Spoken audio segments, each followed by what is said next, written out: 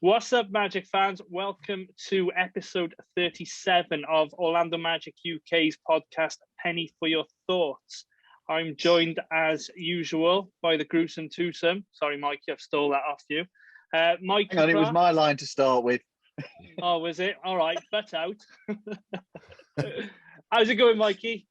All good, man. All good. Thank you. Season's over, so we can enjoy the off season now, can't we? In fact, can I just start by saying the podcast, right? Aren't we all so happy the Lakers are out? I've been trying to find a fishing rod to bring on the show today, but I couldn't find one. But man, it was good to see them get dumped out against the Suns. Absolutely. And Mr. Paul Bacon, how are you, mate? All right, matey. Thank you. Yes, all good, mate. Enjoyed those few days of a break that we've had from doing everything OM UK. It's been a nice refresh, but it's good to be back on the horse and doing this tonight. That's it. So we're delighted to be joined this evening by Anthony and Al, who are hosts of the OZone Podcast. So if you haven't listened to the guys, they have a great show that you can tune into on YouTube and all the podcast suppliers. They've had some fantastic guests on there. Daryl Armstrong, Dante Marcatelli, not Brian Hill, we've had him. David Steele, Bo Outlaw, Michael Carter-Williams, Wesley Wundu, just to name but a few. How are you guys? Are you all good? Good. Appreciate the introduction. Paul, is there any correlation with Dwayne Bacon? You guys really mate, he is referred to. Yeah, he's referred to as cousin. So his cousin, there you go. There's cousin Kevin and cousin Dwayne. Nice, man. We're excited to be on the show. Cool. Thank you, guys. So for anyone who doesn't know who you are, guys, can you tell us about yourselves and how you became Magic fans? Anthony, kick it off. Yeah. So, man, I'm born and raised in Orlando. So my father growing up, he was a diehard Shaquille O'Neal fan, kind of followed him through LSU. And then when he came to Orlando and, I was born around 89. So it was kind of just the thing that my dad wanted to do with his newborn son. So it was kind of just growing up watching the Orlando Magic. What ended up happening a little bit afterwards is that, again, my dad was more of a Shaq fan than he was a Magic fan. So my dad decided to move with Shaq and be a Laker fan immediately after. So I kind of stayed home, man. Now what ends up happening is, at that age, you really don't really grasp, like at 5, 6, 7 years old, you really don't grasp the game that much. Not for me anyways. So it wasn't until Tracy McGrady came around that, I really became a diehard. The whole Hard and Hustle, Daryl Armstrong, Bo Outlaw, Tracy McGrady, that's really what kind of hooked me and reeled me in. And, it's been a Hard and Hustle ever since. Yeah, so for me, it was a little bit different. So for me, I grew up into basketball as well, but I was always a player fan. So I was always a Vince Carter fan since day one. That was my guy.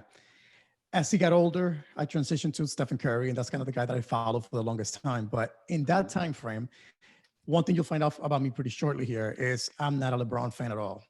So back in 2009, when the Magic beat the Cavaliers, I'm like, wait, that team is fun to watch. They got Dwight, all this three-point shooting. They're fun to watch. So I started following them more and more closely. That same offseason, Vince Carter comes to the Magic. So I'm like, oh man, this is perfect. So ever since that day, I became a diehard Magic fan. I've watched every single game, followed the team along. To add to the story, I used to live near Boston before. I moved to Orlando in 2016. And my wife and I just start to do something fun. We're like, hey, why don't we get season tickets and just go to every game, get to meet people, get to know the city a little better. So ever since then, we've been going to every single Magic game. We've become, again, diehards. When they're not playing at home, we're watching the games at home.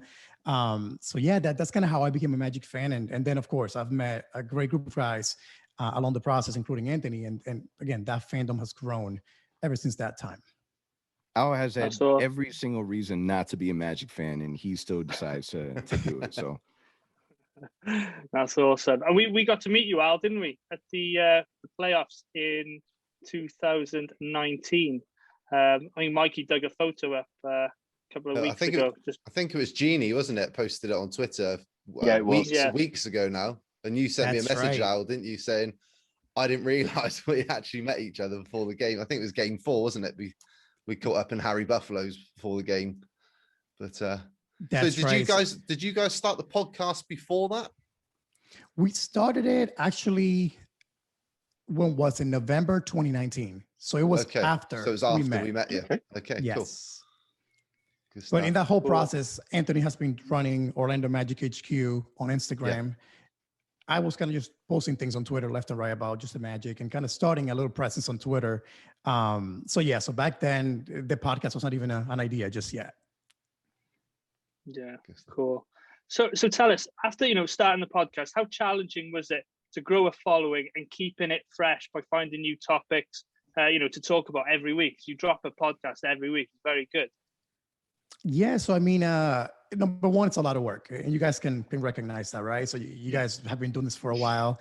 I always tell my friends and family, like, this is a part-time job that I have. Like, it's fun to do. It comes natural to us because we're such fans, but it's a lot of work. That's the number one thing. Truly, what we try to do is engage with our listeners and our followers. So whether it is on Orlando Magic HQ, on the podcast page, on Instagram or Twitter, we're asking for their feedback a lot. So we have 2 segments that we do. One of them is Get It Off Your Chest, which pretty much is when we're upset as Magic fans, tell us how you're feeling. And we pick a few, we talk about it on the podcast. Recently, we started something called a mailbag, and that helps us, again, just interact with our listeners. They ask us topics that they want to listen and hear us talk about. So that keeps us fresh. That keeps us talking about things that are relevant to the listeners. And then, of course, with Orlando Magic HQ and just following the team in general, it's truly touching on every single topic about the Magic, whether it's funny things like Shaq selling his house or things like us firing Coach Clifford yesterday. Like, we try to really cover everything about the Magic, from a simple little thing to a major breaking news. But it's hard because, like, right now in the offseason, there's not a lot going on. So we got to get creative. How do we keep it going? Now, luckily this season is fun because we have 2 top picks, a coaching change. So it's gonna be easy to keep things going. But ultimately our goal is to keep quality and consistency. That we think is our key to be successful and to keep our listeners coming back to us, is keep that episode every single week there and keep quality a month, above all. Yeah. Brilliant. Yeah, makes sense. Yeah, right. So we'll move on to one of our segments, which is Magic News. So first of all, I'm glad to tell you that we have no injury news since the last recording, unless Paul has done something in the past few weeks which he hasn't told us about. All good, mate. All good. Calamity is off the charts at the moment. I'm all safe. Didn't I hear you bump into the garage door today? Or was that yesterday? So for those who don't know, so I've spent the weekend with Paul. Me and my wife and my daughter went up to see Paul this weekend. And I'm sure you've hurt yourself once or twice this weekend. Mate, I'm always walking into things. Yeah. And I would love to say that it was the result of alcohol intake. Unfortunately, it was at breakfast time. There you go. I'm just a clumsy old guy, mate. Yeah. So the big news this week then, as Al's just picked up on, the Magic and head coach Steve Clifford mutually agreed to part ways yesterday, bringing his tenure to an end after 3 seasons. So the franchise is now searching for his 15th head coach. What are your thoughts on the move? I'll go to Anthony first. Yeah, so initially when I was driving, when I saw the alert, and the only thing I saw was a notification from Twitter saying Waj and Orlando. And anytime you see those 2 together, it's always something groundbreaking. Or an injury. Or an injury, yeah, too many of those. And it immediately gave me the same feelings I got when we learned that we traded away Nikola Vucevic. Mm-hmm. It was kind of a shock, kind of an awe. Al and I, we've been kind of talking about how, we think that it might be a possibility, it might happen, and if it did happen, it would be mutual. The fact that that was the case, it was kind of, in my opinion, man, where do we go from here? Because part of the reason why I really wanted to keep Cliff is because I really didn't see, the available coaches on who would be really that much better than Coach Cliff. And for the most part, if you think back, Coach Clifford did a really, really good job with what he had. You know, people can point out they weren't happy with his rotations. They can point out that, we haven't had a winning record. But if you really think about what he had to kind of work through with the injuries and a pandemic, it's been a wild couple seasons for Cliff. And, I'm happy to at least say that we ended it on good terms. Because if we take a look at the last 5 or 6 coaches that we had, the chances of us having a conversation with them ever again in the future is very, very slim to none. So, I'm excited to see what kind of happens next, but I'm glad that it ended the way that it did. Cool. Al? I mean, very similar. So we actually got on the phone right after the news broke. Anthony calls me and we're like, hey, we've been talking about this on our most recent episodes. And for me personally, something felt off about the way things ended. The season ended, and one thing that Clifford said in one of his press conferences was, I did not deliver a end of season message to the guys. I just kind of told them, go away. We'll talk about it later on in the offseason. Just go and enjoy kind of after the crazy season that we had. So that to me kind of felt off. And then you had Weltman, who says, same thing. I sent the coaches away. I sent the team away. We'll pick up things in 2 weeks. So that to me kind of just felt off. And then we know that normally you don't see a coach entering his last year of his contract and playing it out. Usually you either get extended or you get let go. And then, of course, all the things that happened, right? All the trades that happened. We're such a different team than we were back in 2019. It's night and day, right? So does Clifford want to go through that process? So all those things are kind of in the back of my head. So as we've talked about it in recent episodes, it became more and more real, the chance that we may be parting ways with Clifford. Now, like Ant mentioned, it's mutual, so that's a good thing. Personally, I'm excited because I think it makes sense. We need a voice that is young, a bit younger, fresher. And personally, I've been wanting an offensive-minded coach in Orlando. We haven't had that, it feels like, in forever. We need someone that can use his guys in a different way, that can speed up the pace of the game. And I think hopefully that's what we get in the coming weeks. But it hurts to see him go because he was a great coach. But at the same time, it's exciting to see what may come out of this. Yeah, absolutely. Paul? Hey, I genuinely thank him for his time in Orlando. But I'm excited for the fresh start. Yeah, I mean, he finishes with 96-131 record in the 3 seasons with us. He took virtually the same squad that we had under the previous tenureship and took us to the playoffs. I loved the 2018-19 season. I thought it was a brilliant roller coaster ride. Thoroughly enjoyed it, and it culminated in getting to do something I'd never done before, and that was go to the playoffs. So as far as I'm concerned, it was great.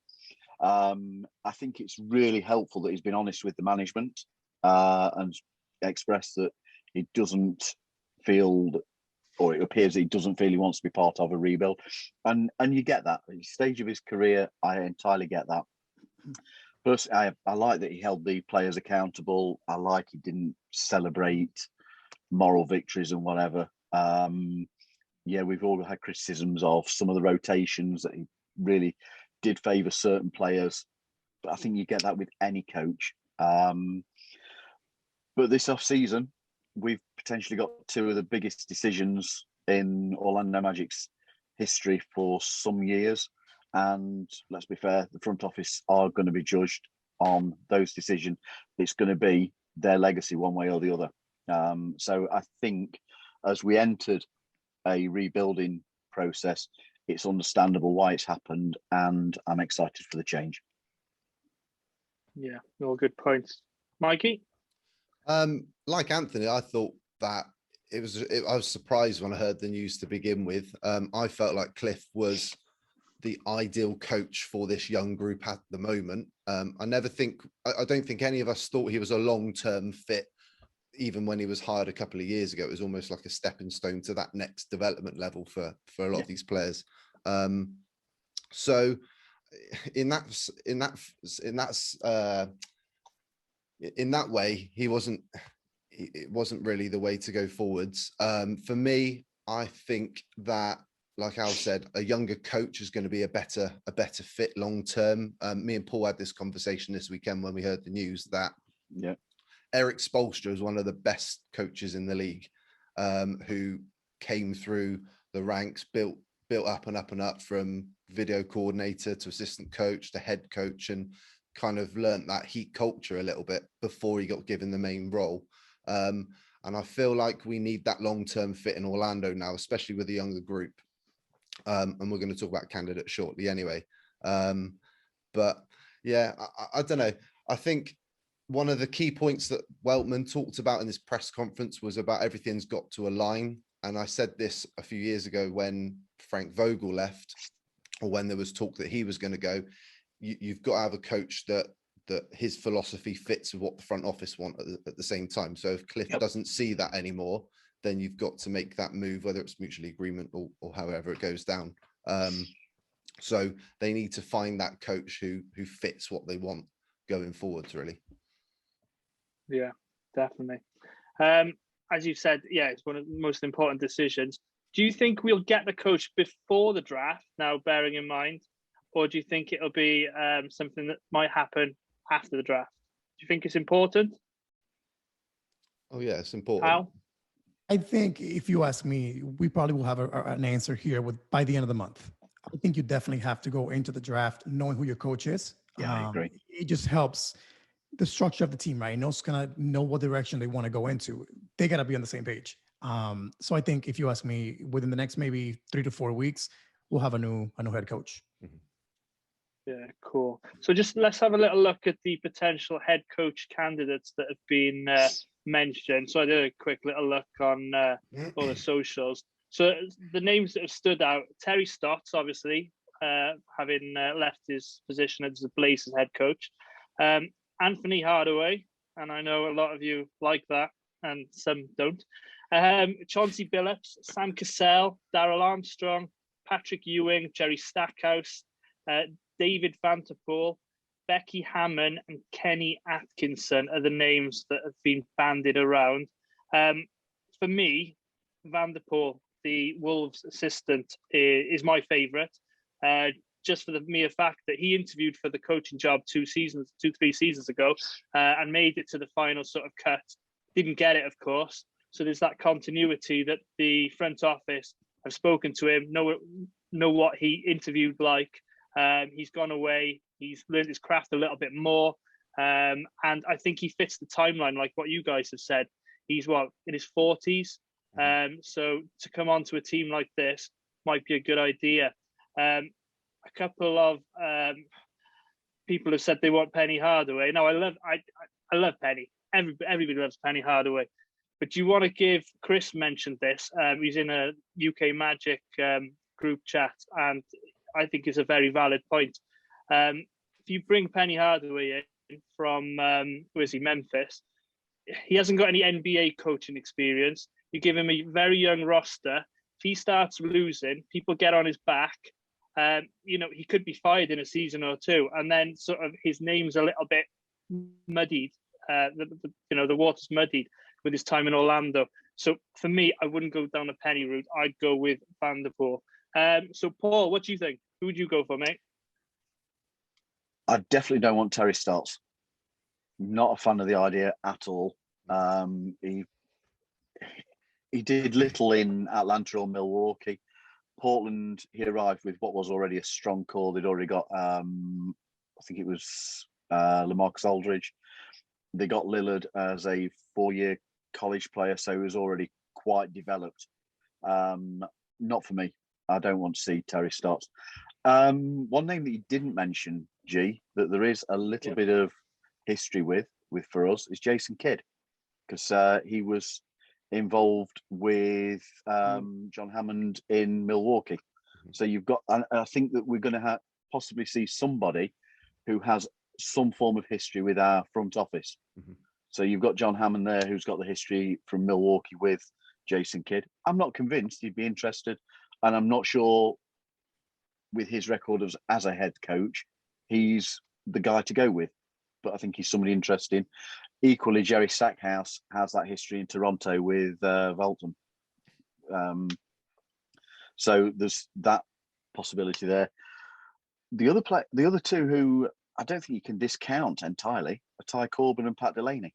Pat Delaney's got good experience in the Miami side of things previously, and interviewed for New York, I think it was last year, when they were searching for the replacement coach. Lost out, but he's an interesting potential. I'll say this: anyone but Terry for me. I'm happy, but I do like the idea of Joe Stackhouse. Yeah, Mikey. I'll go to the guys first. I'll let those go. I'll go last. Go on, Anthony. Cop out. No, it's all right. I want to hear what they want to say. I think for the most part, we're all pretty much on the same page. I think Magic fans in general, we've all done a good job investigating our lists of potential head coaches that, we all do a really good job at. I agree. I'm not a fan of Stotts. If he wasn't able to do it with Damian Lillard and CJ McCollum, what is he going to do with, RJ Hampton and Wendell Carter Jr.? It was interesting because I just saw an article that said that that the Clippers players were mocking Dame Lillard about Stotts because he wasn't doing anything well with his adjustments. So I kind of feel like there's a lack of respect that maybe we haven't seen, that there's a little bit more of. So I'm trying to stay clear of Stotts. The fact that he was actually the first name that was brought out, maybe within minutes, is also a concern for me. I feel like that was just a name that reporters just try to throw out, and it makes sense, so it's got to be real, right? One name that I do want to see more of is Penny. I've seen a lot on social media that people don't want him. It's inexperienced, but how many players turned coaches have we seen come in without any experience? And it kind of seems as if they do the same exact thing. You bring in a coach that used to be a great former player that's inexperienced, but then you surround them with assistant coaches who do have the experience, and it kind of has the balance there. I think that he's dealt enough with young players that he can connect to them at a certain level. When he first started coaching, he went back to his alma mater in his middle school, and then won the state championship there. Went to Memphis, where it was also his alma mater.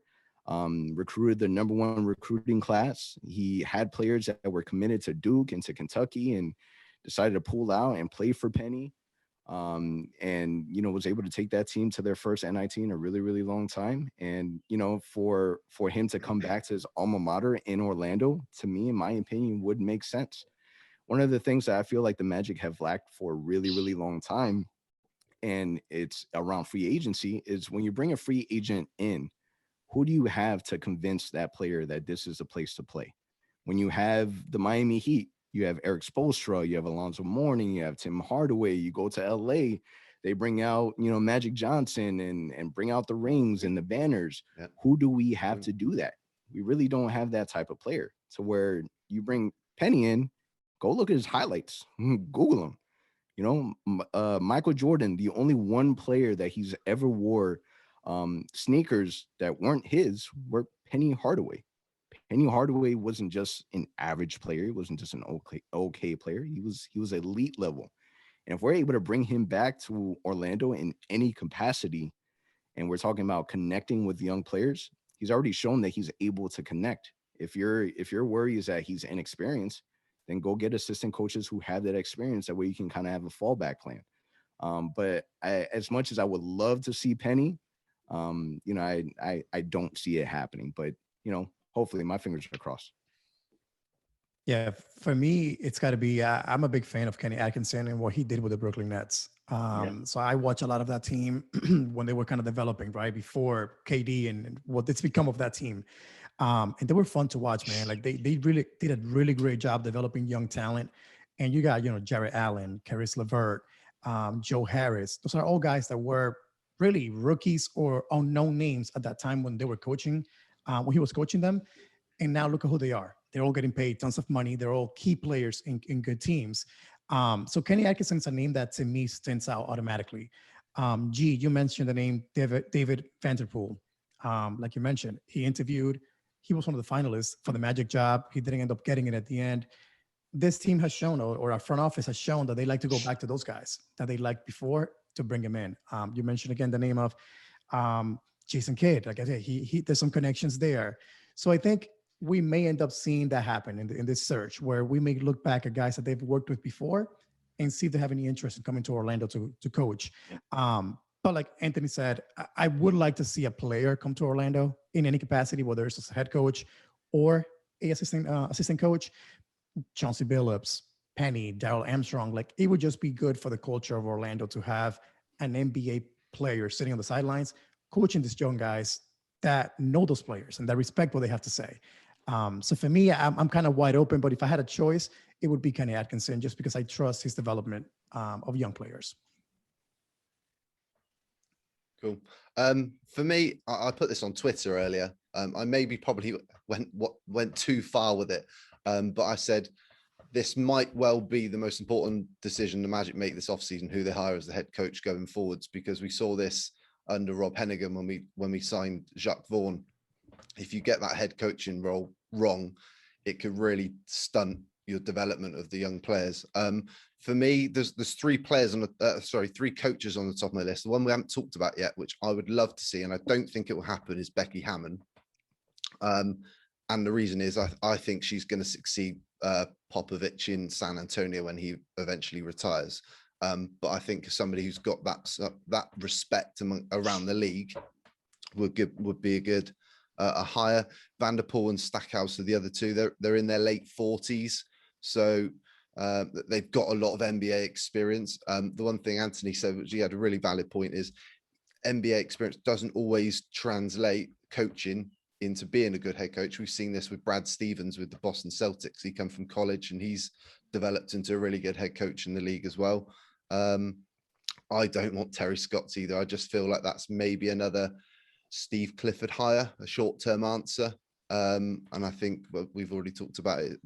A long-term look is what we're going with. Penny's more of a nostalgia hire for me. And again, we don't want to, like G's already said, we don't want to muddy those waters. But yeah, you guys have already covered it. But yeah, Vanderpool, Stackhouse, and Becky Hammon would be top of my list. Joe Stackhouse was your choice last time round, Mikey, if memory serves me right. Was it? When we I can't remember that far back. Yeah. when we went for Coach Clifford. Yeah, you wanted him then. I think you've got to look at the links, haven't you, with Hammond and Weltman? You've got to think, right, what sort of past history have they had with Toronto and Milwaukee? And Jason Kidd fits that bill. So does Jerry Stackhouse as well. So whoever they're going to go with, they've got to have that trust in them, haven't they? One person nobody's mentioned, and he's getting quite a few mentions on Twitter as well, is Mark Jackson. Anybody any thoughts on that? Thank you. No, move on. I feel like Mark Jackson has been a name that pops up in almost every coaching hire since he got let go from Golden State. And there's just something there that people are staying so far away from. And you can argue that, he built the Golden State Warriors. Steve Kerr definitely took it a different level. And I believe that some of the main reasons that I've heard before, I want to say that I read it somewhere, was that there was just a major disconnect between the head coach and the front office. And for any franchise to be successful in any capacity, they got to be on the same page. And I think that if there's one thing that you can say about our front office and Steve Clifford, is that they were on the same page for a while until they decided, it's we can't do it with this group. And unfortunately, that included Cliff. Mm-hmm. It wouldn't be my choice either. I agree with you both. So just going back a little bit now, something that appeared the week before last in the media is LeBron James' comments on the Magic from a clip from HBO's The Shop Uninterrupted program, where James didn't have that many nice things to say about Orlando. So he stated, "You've got to understand, anytime I hear Orlando right now, I get PTSD," in reference to spending 3.5 months in a Disney bubble. Now, I know the guys have spoken about this on their podcast, so I have listened to your opinions, guys, and I totally agree with you. But we'll just go over it again. And then there was some additional conversation about Orlando never having a chance in free agency, with LeBron later stating if he was traded to Orlando, he wouldn't go and would just retire. So what are your thoughts on said comments, Michael? As the biggest LeBron fan in the room. I'm not even a LeBron fan. I don't hate the guy. He's got more petulant as he's got older. I think a lot of it's aimed at the bubble from last season, which is why half of those comments come out. But he's still a bit salty about 2009, isn't he? Yes, he is. Definitely a bit salty about 2009, walking off without shaking anyone's hands. So we don't want him here anyway. No, that's true. So I'll come on to Al next, because Al was quite vocal on the OZone podcast. What are your thoughts, mate? Yeah, so I said earlier, right? I'm not a big LeBron fan, so him adding this to the equation doesn't help. My thoughts pretty much were, man, like, you are the face of the NBA without a doubt, right? Like, you are the one guy that the entire fan base looks up to whatever he has to say. All the players typically respect his opinion. So my thing is, man, like, any NBA city that he talks about, he should not be addressing it the way that he did, joke or not. You're being pretty personal, even though he's saying not taking it personal, Orlando. But the reality is, he's talking about no chance in free agency. I'll retire instead of going there. I don't think there's a need for that conversation, if you ask me. Again, as the face of the NBA. Like you said, Mikey, I think he's still salty about the 2009 situation. And it is what it is. And one comment that I did say also was, where's he from? Who wants to go to Cleveland? Who wants to go to Akron? Like, that I can understand. Orlando, not for nothing, but it's a major tourist destination worldwide. So I think there is some people that would take value in that. No taxes. There's a lot of great things about playing in Orlando. So it is what it is. Again, I've never respected the guy for many different reasons, but this definitely does not help his cause. No. Anthony? Yeah, so happy that you're going to come to me next. Listen, when they made the comment, or the way that they posted when they said, nothing personal, Orlando. I'm born and raised in Orlando. I took it personal. Listen, the guy says he had PTSD because he was locked down in a bubble where he won an NBA championship. Right now, he's locked up in his house and he got eliminated in the first round. So I don't know which one you would get more PTSD from. The reality is that, LeBron was drafted straight out of high school. If he would have went to college for 1 year, take a wild guess which team would have drafted him with the number 1 pick in the draft. He would have been Orlando Magic. He would have worn the pinstripes. Orlando's not bad. And again, the fact that, and Al just said it, you're the face of the NBA, talking bad could make certain other players feel some type of way. Who knows? I hated the fact that he was taking shots at Orlando in front of, Jay-Z and Bad Bunny. And, these are A-list celebrities. And for 45 seconds, they decided to poke fun at the Orlando Magic, which I didn't enjoy much. I read somewhere that he went 0-3, after making those comments went onto social media and the show kind of aired. I get it. It's all entertainment. It's a show, and you got to be able to market and promote a certain way. I didn't care for it. And the fact that him and Kyle Kuzma are at home and have nothing to do with the NBA playoffs, I couldn't be more happier. And let's not forget, Disney World isn't even in Orlando. That's right. It's in my backyard in Kissimmee, Florida. That's right. Paul? Okay. As the elder statesman, I will have a grumpy old man rant. First of all, how petulant and self-absorbed must you be if you consider that 95 days is enough to give you PTSD for being somewhere? Think of people who are in the military, are posted abroad, who are in a submarine, on an aircraft carrier, on a destroyer.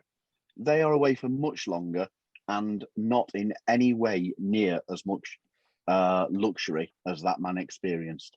I also think it's an absolute disgrace how he's to the people who were serving him from the Disney staff. I think it's an insult to people in Orlando, and I think he needs to have a word with himself about how he behaves in public. As to how close we are to getting being able to pick up a star in free agency, I do think it speaks volumes. And which is where, coming back to what we just spoke about with the coach, I think it's why getting the right coach is such an important decision, because it will have influence on us being able to bring somebody in. Yeah, we've got the opportunity with restricted free agents that we can offer a ton of money this time around. But I think when you look at somebody like Phoenix, they were tanking for years. They picked up various good players, but it's taken until now for them to be able to get somebody like Chris Paul to help Booker and Ayton and Bridges. So I think we're way off on that. And I think the comment from LeBron speaks volumes on that. But as to his behaviour, knob.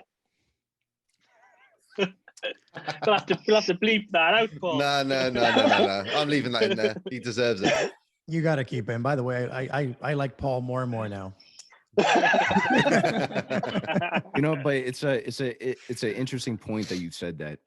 When I've gone on vacation, there's been a couple of times when I went to Mexico or DR, and we get really close with the people that we interact with, and the minute that we tell them that we're from Orlando, there's been times where it awkwardly got emotional, because they're telling us that they don't have enough money to travel to Orlando and go to Walt Disney World, that their daughter at home is a big Mickey Mouse fan, and they would do anything in their power if they were able to. They would spend the money, and for a lot of people they aren't able to do that. So I don't know. I feel like that's an interesting perspective when you talk about PTSD. And you got to be careful with the words that you say, especially for someone of his caliber. His words, they sound, or they have 10 times more weight and value. I think it was akin to what you were just saying there. It's akin to how Rondo went off about it being like what was his reference to the stand of the room in Disney, some motel chain. Howard Johnson Motel, he said, didn't he? Yeah. It's just petulant, and it just shows how overindulged some of these people are. I'm getting off my soapbox now. They're up their arse. Let's just put it like that. That's not getting edited out either. No chance. No. Right, we'll move swiftly along. So all of us have done a bracket for the playoffs. So let's just touch upon the first round and how you see things have gone, your thoughts on it, and how you're doing on your bracket. So I'll go to Paul first, because I know he's leading the way on our side. So give us a rundown, mate. Mate, I nailed the Eastern first round. Got everyone right, including the number of games that each one would take. So well happy with that. Got the Utah-Memphis one completely correct as well. The other three, I have two of the correct teams going through, but not in the right number of games. And the one that's going to come back to bite me all the way through now, and I couldn't be happier to be wrong, is the Lakers going out, because I went for the Lakers to retain the championship. Couldn't be happier I'm wrong. Never back him, mate. Never back him. How are you getting on, Al? So talking about the East right now. So Bucks and Nets, to me, it's the most series, the best series of it right now that we got going on, in my opinion. I got the Nets coming out on that one. I think they find a way to pull it off, even though James Harden walked off yesterday with an apparent injury. So hopefully he's okay. But even without him, I think the Nets are just too good right now. They're clicking on all cylinders. I see them winning in 6 games, that series. Hawks and Sixers, I can see that. Oh, it's going to be a tough one. I can see Philly coming off in that one if Joel Embiid can stay healthy. So that would make the East Nets against Philly in the finals. On the West, I got the Suns and Nuggets. I got the Suns winning that one. I got the Suns winning in 7. Jazz and Mavs. I think the Jazz pulled that one off. And I'm guessing Mavs or Cavs. We don't know yet. Clippers. We don't know yet how that's going to play out, right? But either way, I think the Jazz pull it off. I have no faith in the Clippers in the playoffs. I just don't. So in the West, I see a Jazz and Suns finals there. NBA finals, I got Jazz versus Nets, believe it or not, which is going to be interesting. And I can see the Nets pulling it off and winning it all this season. Yeah. So where I'm at is from the first round matchups, I haven't got the games right, but I've got every winner so far going through. Although you've got to remember the Dallas Clipper game is tonight. I have Dallas going through there. So other than that, it's a perfect bracket other than the games. Then going forward, I got Utah to beat Dallas, Phoenix to beat Denver, Philadelphia to beat Atlanta, and like Al said, Brooklyn to beat Milwaukee. West Finals, then I got Utah, Phoenix, with Phoenix getting to the finals. In the East, I've got Brooklyn beating Philadelphia, and then the eventual winners being Brooklyn defeating Phoenix. So that's where I'm at. Anthony, how's yours looking, mate? I struggle between who I'm rooting for and who I think. I was really going for, I'm not a Trae Young fan. I was really rooting for the Knicks to take it just because I really did love the environment. I love a really good story, and just thinking of them bouncing back after being gone so long from any type of postseason play. I was rooting for them. I was obviously way off. I'm not sure what happened to Julius Randle. But kind of just thinking of, or even before we get into the second round, but Miami being swept helps me sleep a little bit better at night. Just the thought of the Lakers being out, the Heat being out, the fact that they were the Celtics, yeah, the fact that Miami and the Lakers were the two in the finals in Orlando was driving me absolutely insane. So the fact that they're both out, again, makes me feel a little bit better at night. In terms of the second round, Bucks versus Nets, I was really disappointed in Milwaukee and how they played yesterday. I really thought that we were going to see a little bit more. Granted, it's one game and it was in Brooklyn. But the Nets are just way too powerful, way too deep. Even with James Harden out, like you said, they still have two massive all-stars on their roster. And the way that Blake Griffin is playing as well, it kind of gives him a little more room. I'm not sure what Detroit was thinking. The dude can still really, really play. So that's interesting. Hawks and Sixers, I'm rooting for the Hawks. I think the Sixers are going to end up taking it. And then on the West side, I got, Nuggets. I'm rooting for the Suns. Think the Nuggets are going to win. I'm hoping that the Mavericks end up winning their game 7, but I think the Clippers are going to end up taking it. And then ultimately, I think that the Clippers are going to end up winning out of the West. That's what I think. Wow. Okay. I think so. Okay. I think that for Denver, losing Jamal Murray was probably the worst thing that could have happened to them, as well as I think that Austin Rivers, an Orlando native, is playing really, really well. I still don't think that it's enough. Aaron Gordon, in my opinion, isn't doing what they were expecting of him. So I think it's going to end up being Nets and Clippers at the end. And I could be absolutely wrong by like 5 o'clock our time. Who's taking the crown? The Nets. I think that the Nets right now are smiling, knowing that they don't have to worry about Boston. They don't have to worry about the Lakers. They don't have to worry about any of that. I think it's going to be the easiest championship that Kevin Durant has ever won. Mikey?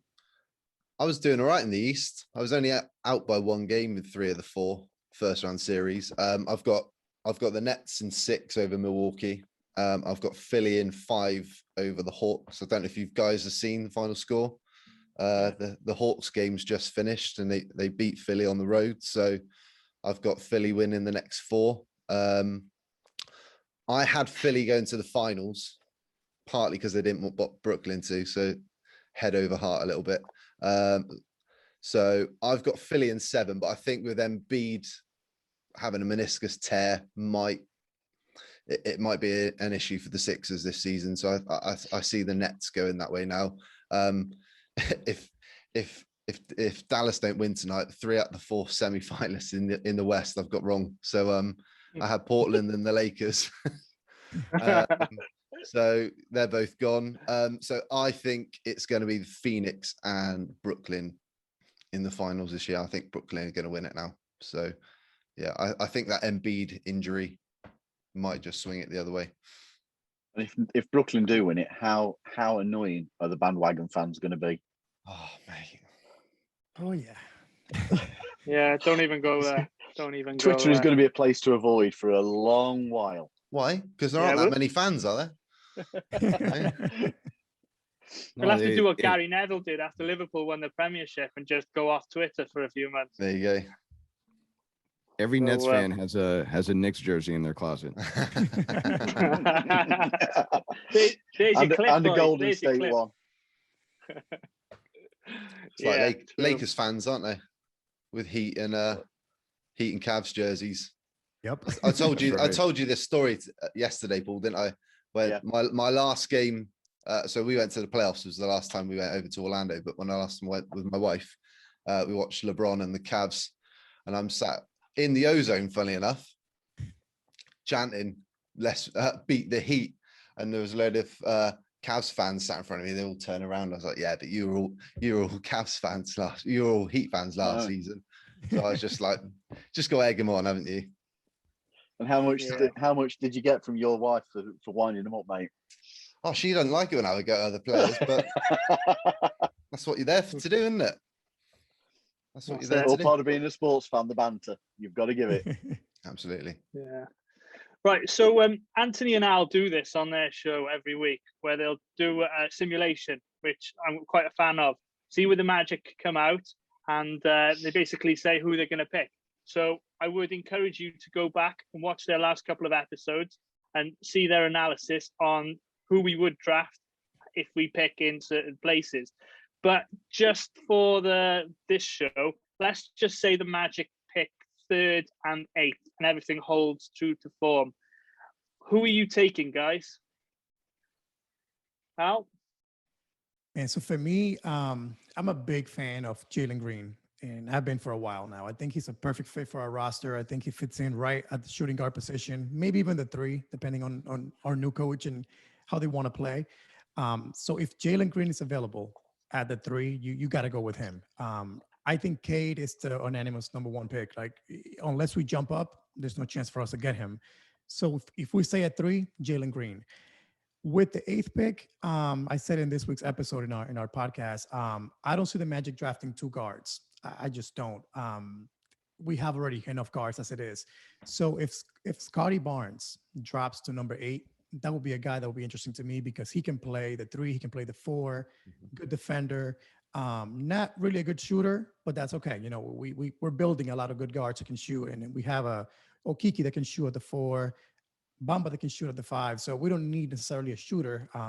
Ideally we do, but being realistic, again, I don't see the Magic drafting 2 guards. So Jalen Green and Scotty Barnes would be the picks for me. And you, Ant? 3 and 8?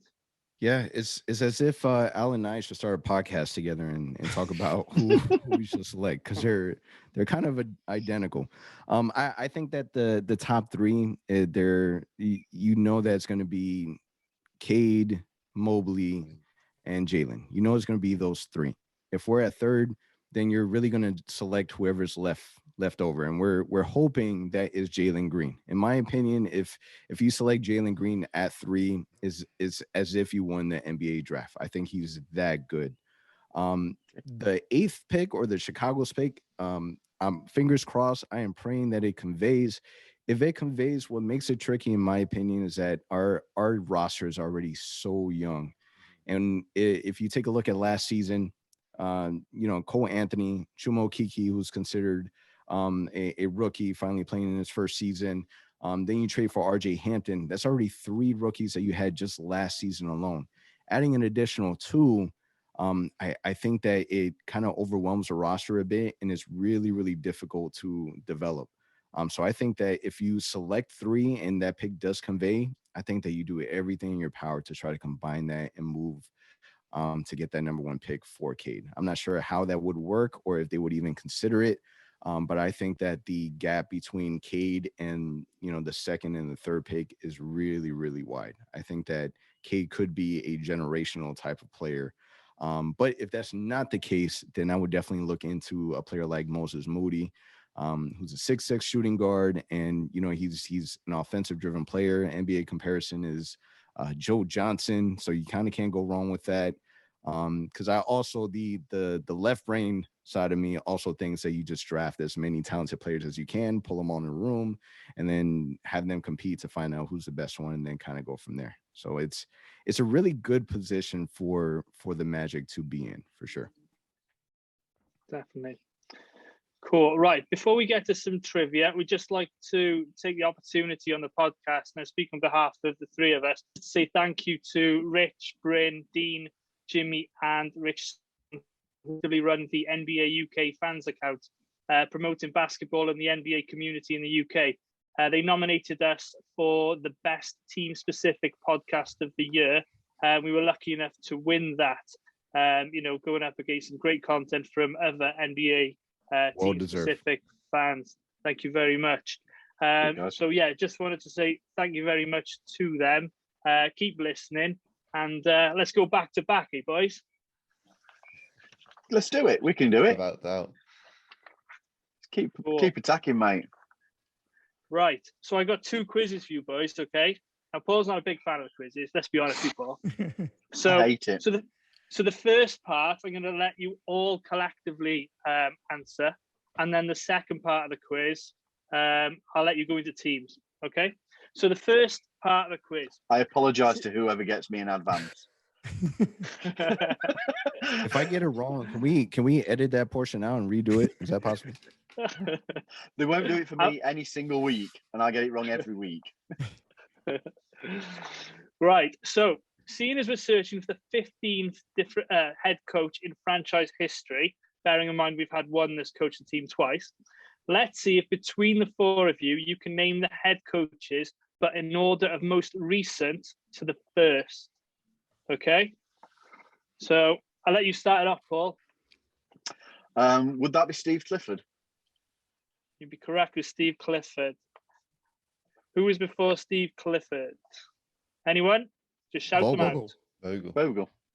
Vogel is correct. Before Vogel. Giles. Skiles is correct. Before Skiles. Borrego. Yeah. Correct. Before Borrego. Vaughn.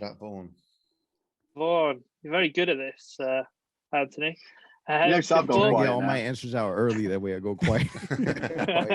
It's like from a fan from 2012 onwards, I'm done. Yeah. Before Vaughan, then. Van Gundy. Van Gundy was right. Before Van Gundy. Paul. Back. Hey, I would say it was Brian Hill, was it? Mm-hmm. It was Brian Hill. Brian Hill would be where I was going. Yeah. Right. These next two were probably the most difficult. Before Brian Hill. Johnny Davis is one of them, isn't he? Johnny Davis is one of them, but he's not the next one. The next one. No. I feel like we should get like a player hint. I think that would help out a lot. This was Doc Rivers? No, it was an assistant coach. I think he was quite friendly with LeBron James. And he just came in for, I can't remember, about 10 games at the end of the Johnny Davis season. And I don't think he's had a head coaching. So it wasn't a Chris Gent? Correct. Yes, Chris Gent. So there's Chris Gent, then Johnny Davis. I've never heard of that guy. I've never heard of either of those guys. So before Johnny Davis, you guys have said Is it Brian Hill? Doc Rivers. Nope. Doc Rivers. Oh, right. Doc Rivers. Before Doc Rivers? I'm just going to keep shouting Brian Hill until I'm right. That's a good strategy. Hall of Like Fame a broken coach. clock. I'm going to be right once or twice a day. Chuck Daly. Chuck Daly is correct. Before Chuck Daly. Look at you, Al. If I give you a clue here, radio guy. Oh, Richie. Coach Richie. That's the one, Richie Adubato. Adubato. Right, next one, Paul. Paul, you got this one. Would that be Brian Hill? Hey. I'm just a genius at this. And the very first head coach of the Orlando Magic was Matty Gukas. That's right. Okay. Chris Gent. I'll put you into teams then. Let's go Al and Mikey. Okay. And then Anthony and Paul. So Paul Anthony, I Paul, apologise, mate. You've definitely got the short end Mikey. We got of this. a very, Absolutely. very dirty stick.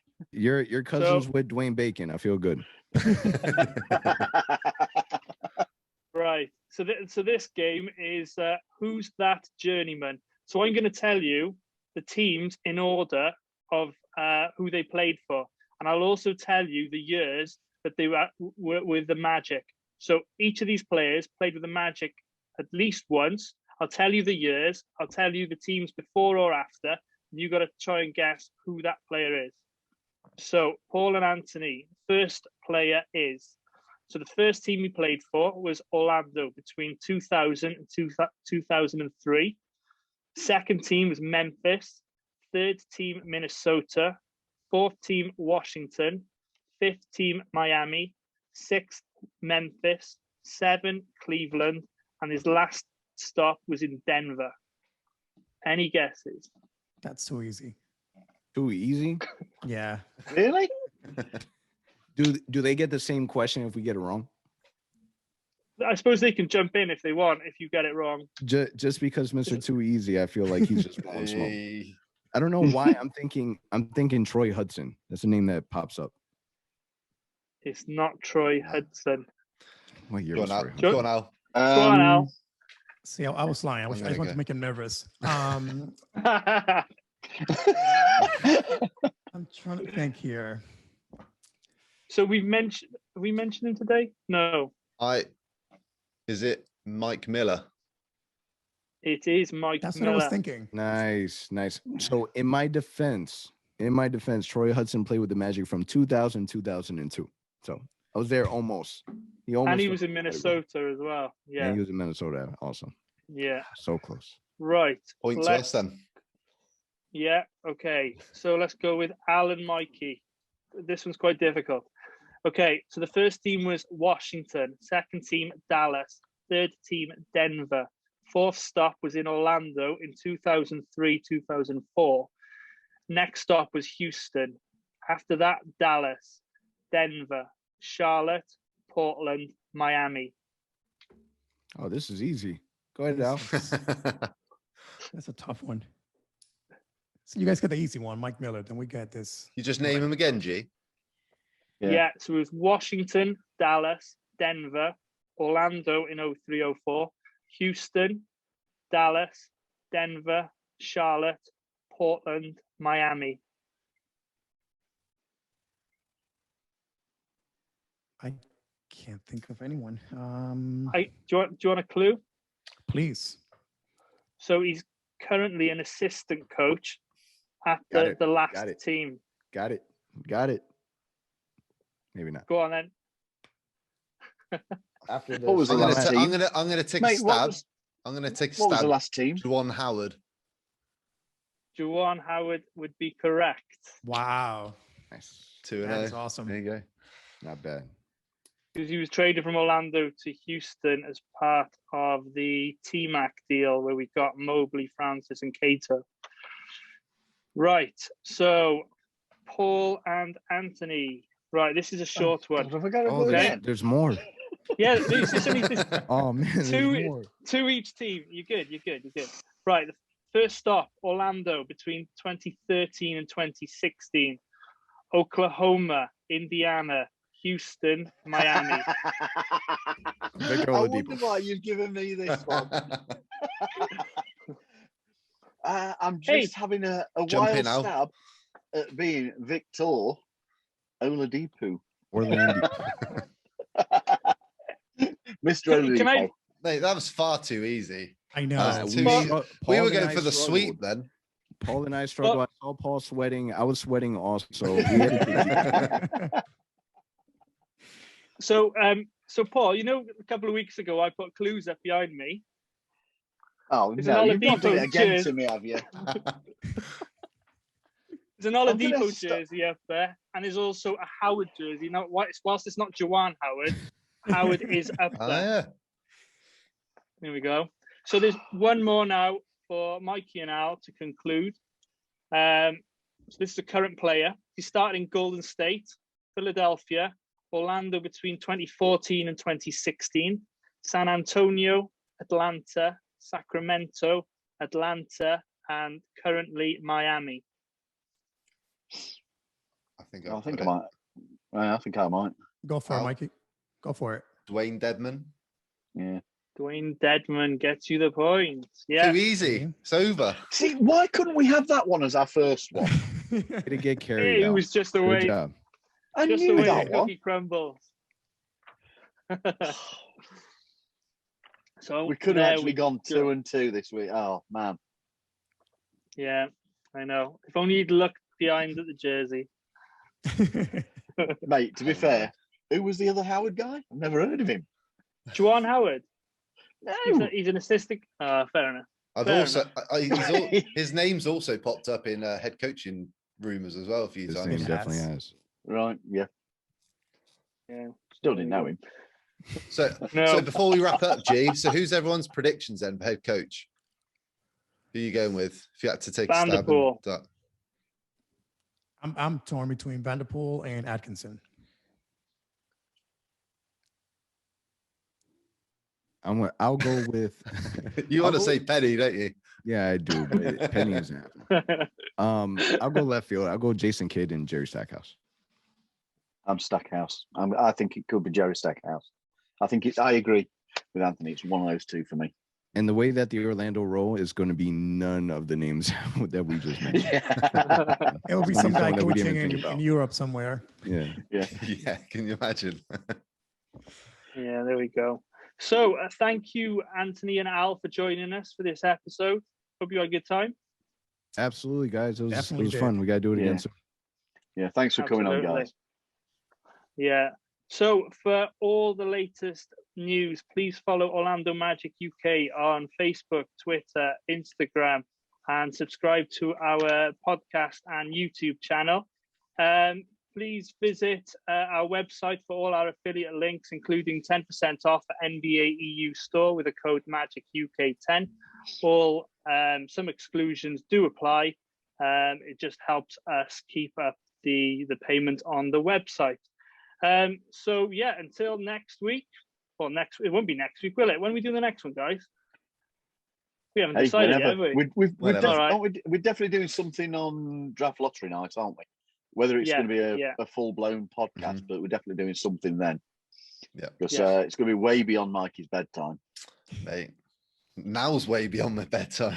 It's 9:15. Yeah, so keep an eye on our socials and we'll have an update there. But until next time then, go Magic. Are there any players, Coach, on the current Magic roster that you think could make a great head coach in the future? Well, that's a really interesting question. Could be coaches. They're all so young, aren't they? Yeah, He's a very young squad. They all make too much money to want to be coaches. First of all, and would you look at a point? They don't really need the headaches.